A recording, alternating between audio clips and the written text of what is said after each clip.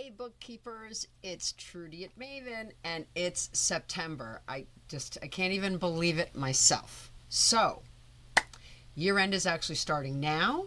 I know that it feels that it's months and months away, and technically it is, but if you wait until December to get ready, you're going to be buried. So the smartest move you can take right now is, think about this, you've still got 4 months left till year end. You can spread the workload out so you're not slammed in Q4, and you can catch issues now before tax season turns them into emergency, because year end isn't a date, it's a process. So start now. Start this process early, and you're not only going to protect your own sanity, but you're going to protect your clients' businesses too. Here's our September checklist. Number 1, clean up transactions. Clear out uncategorized expenses and income. If you're the kind of person that uses the Ask My Accountant and you're in QuickBooks, clear that out. And here's a pro tip. Don't dump it into miscellaneous. Using miscellaneous as a dump catch-all will really piss off a CPA. Match all the bank and credit card transactions, clear out duplicates, missing entries, and make sure your recs are tight. Here's a great shortcut.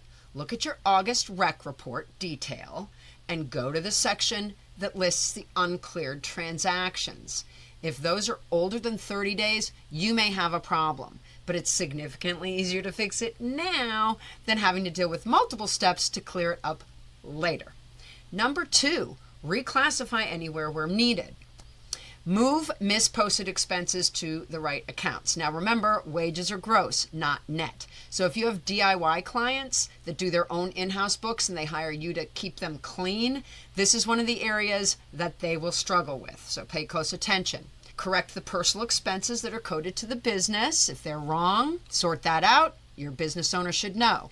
Double check asset purchases versus expenses. It's another touchy area for DIYers. They do tend to expense car payments, so watch for that. Here's another trick I use. Compare your P&L side by side. August current year, August prior year. That's going to make things jump out at you that have big discrepancies year over year. For instance, if your August P&L last year reflected 8 lease payments by August, or 8 rental payments or 8 utility payments, and this year you only have 3, then you've got a problem. It may be that you've misposted some of the transactions, right? So running a side-by-side P&L gives you the ability to quickly assess numbers and look for large discrepancies. Number 3, circle back to unfinished business. Follow up on client questions that you never got answered, request all those missing invoices, receipts, and statements, and chase down outstanding deposits and payments. Number 4, check payroll and contractor data. Verify employees and contractors' info for W-2 and 1099 prep. Ensure addresses are correct. Did anybody move? Put out an email prompting a response.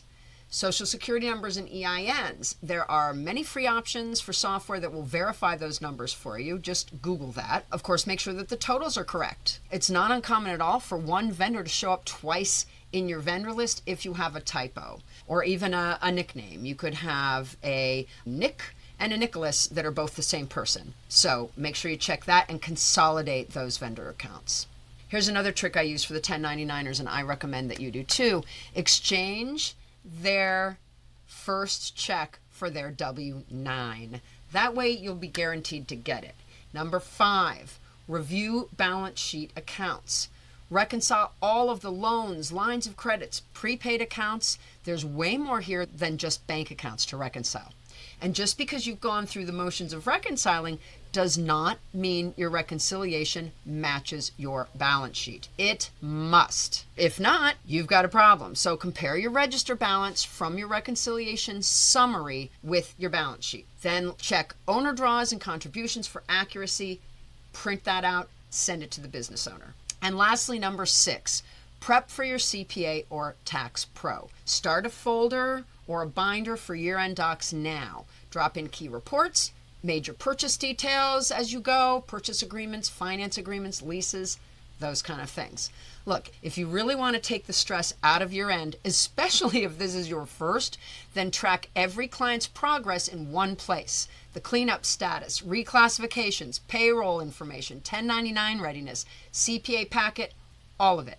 And that's exactly what our Maven app is built to do. It's your all-in-one year-end readiness tracker inside of a full bookkeeping practice management system.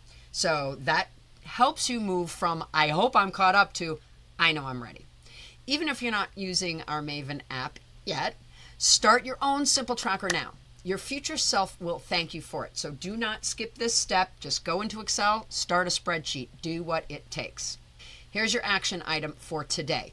Pick one client file this week and run it through the checklist. See where the gaps are, close them, and block 1 to 2 hours a week for year-end prep until every client is green-lighted.